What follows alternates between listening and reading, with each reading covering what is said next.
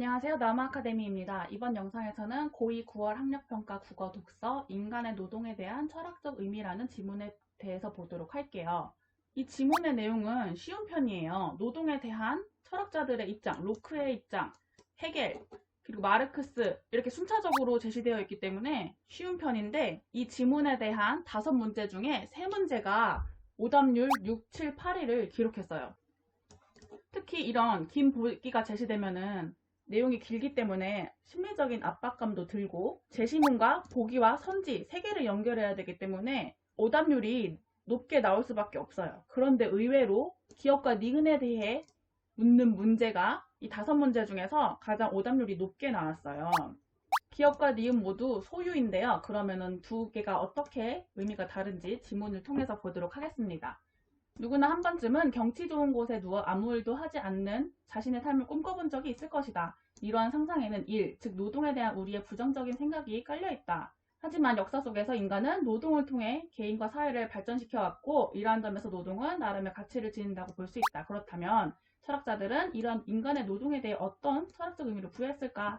그 다음에 철학자가 나오면서 철학자들이 어떻게 노동을 바라봤는지 나오겠죠. 첫 번째 철학자 로크. 로크는 노동을 소유의 권리와 관련하여 설명했습니다.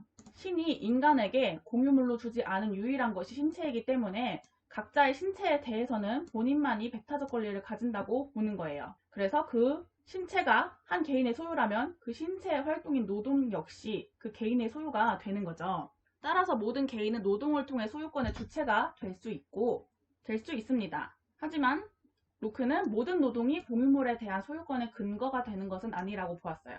그리고 노동은 삶과 편의에 최대한 도움이 되도록 자연을 이용하는 것을 의미하고 인류의 삶에 손해가 되도록 만든 경우는 노동의 경우로 인정할 수 없다고 말합니다. 그 다음 두 번째 철학자 헤겔이 나와요.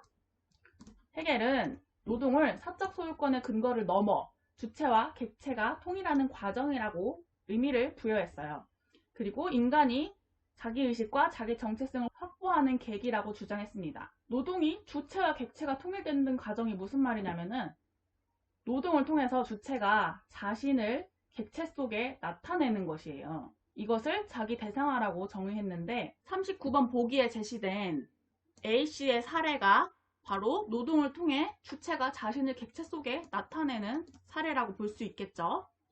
결국 주체와 객체는 서로 분리 고립되어 있다가 노동을 통해 노동 산물 속에서 통일되어 가며 주체는 그 속에 실현된 자기 대상화의 정도만큼 자기 의식을 확보한다는 것입니다.